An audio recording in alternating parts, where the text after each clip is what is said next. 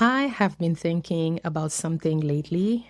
All the things I now know that I wish someone had sat me down and told me earlier.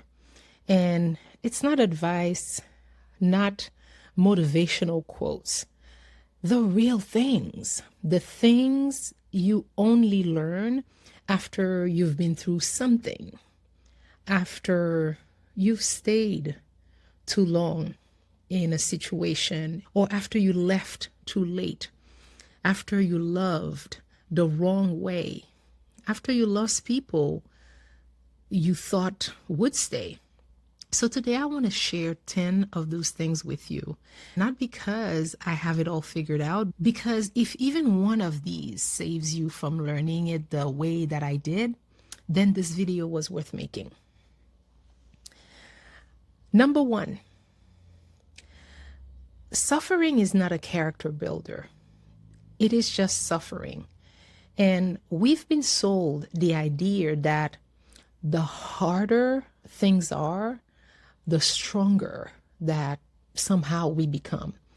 That pain is preparation. That struggle is the price of success. And I want to push back on that because I spent years romanticizing my own suffering, telling myself it was making me stronger, that it was part of the plan, that it meant something. When sometimes it was just hard. And hard does not always have a lesson attached to it. Sometimes things are difficult. And the only thing to do is to get through them and then keep going.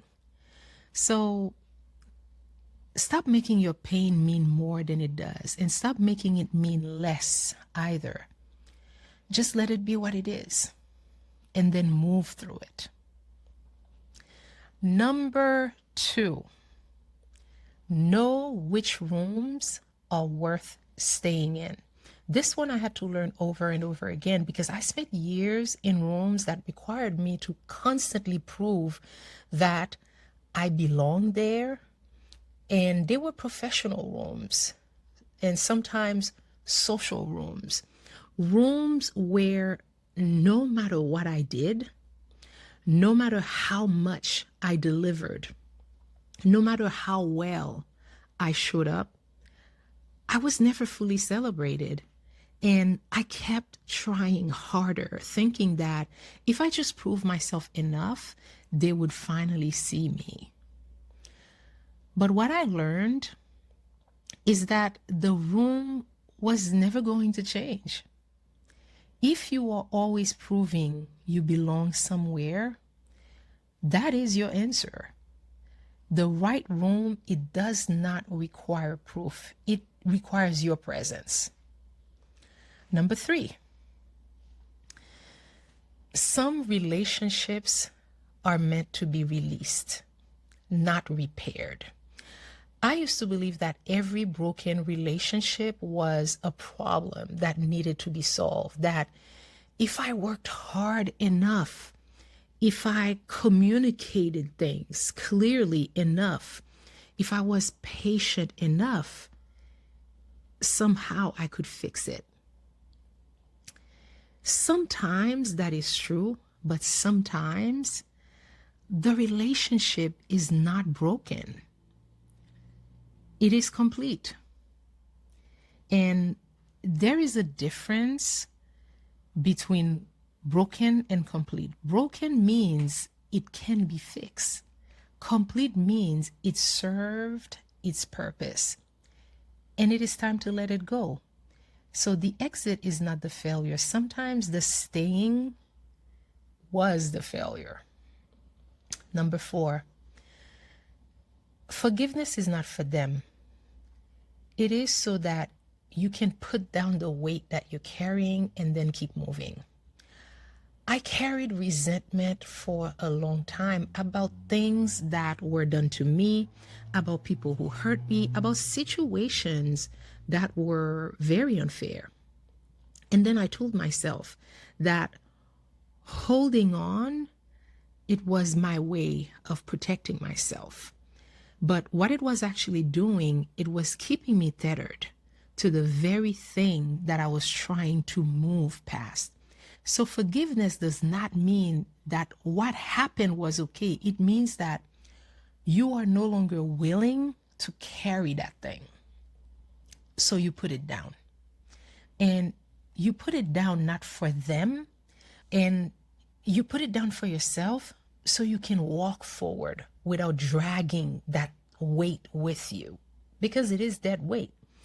Number 5, your no is a complete sentence. You do not owe anyone a negotiation. I spent so many years explaining my no, softening it sometime, qualifying it, and making sure that nobody felt bad about receiving it, as if somehow my no was only acceptable if it came with enough justification. No is not a negotiation. No is not an invitation for someone to present a counteroffer. No is the answer.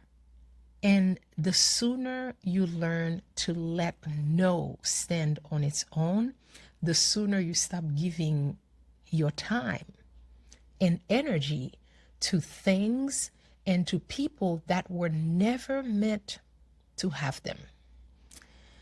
Number 6, not every friendship is built to last a lifetime. Some are built for a season, and that's enough. I lost a friendship 2 years ago that meant a great deal to me.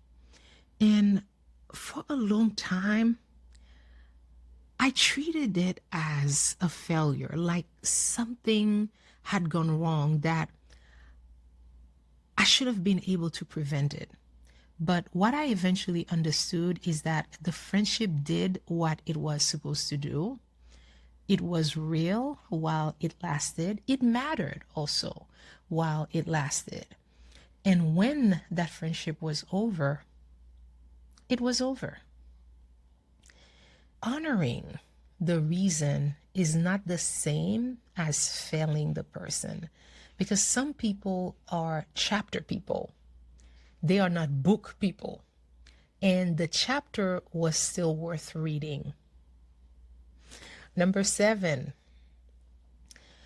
guard your emotional energy like the resource it is. Not everyone deserves access to your softness. I am a person who feels things deeply.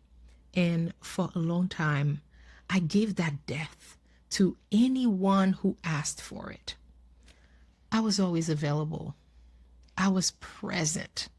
I was the person that people called when they needed someone to hold their pain. And I gave it. I gave it without thinking about what it cost me. But what I know now is that emotional energy is finite. So what you give to one person, you cannot give to another. So save your softness for the people who will stay, for the ones who will hold it carefully, for the ones who give it back. Number 8, protect your time like your life depends on it, because your legacy does. And time is the one thing that you cannot produce more of, and you cannot get it back. Not the hour you spend in a meeting that could have been an email, not the evening that you gave to someone who never valued your presence, not the years that you spent in the wrong room. And you spent those days in the wrong room waiting to be seen. Every hour is a decision. And every decision, it either builds the life that you want or it builds someone else's life. So choose carefully. Number 9, build something that will outlive you. This one changed everything for me, because when you start thinking about legacy, your whole relationship with time changes. The small things that used to feel urgent, they stop feeling urgent. And the big things, the things that actually matter, they start getting the attention that they deserve. What are you building that will still exist after you are no longer here? Is it a business or a body of work? A way of showing up that your children, your loved ones, they will remember. So start there. Number 10, becoming who you are meant to be is the hardest work that you will ever do. But staying who you were, it's even harder. I used to think that growth was something that was optional, that you could just decide to stay comfortable and everything would be just fine.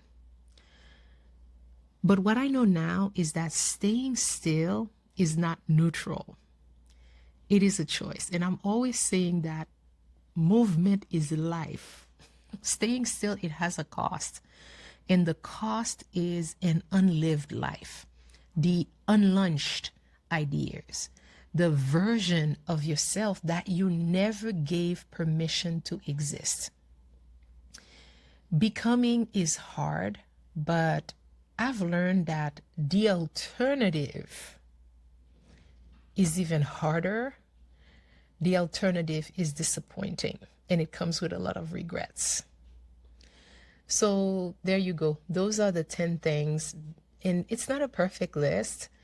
It's definitely not a complete one, but just the things that I had to learn. And I learned them by living them. And if I could go back and hand this list to a younger version of myself, I would. But since I cannot do that, I am handing it to you instead. So take what resonates with you and leave what does not. And add your own too, because the best lessons, they are always the ones that you lived yourself. So for those of you who don't know me, I'm Webley, and I am asking you to drop a comment below and to tell me which one of these 10 things hit the hardest for you. I want to read every single one of your answers, and hit subscribe because I will see you in the next video.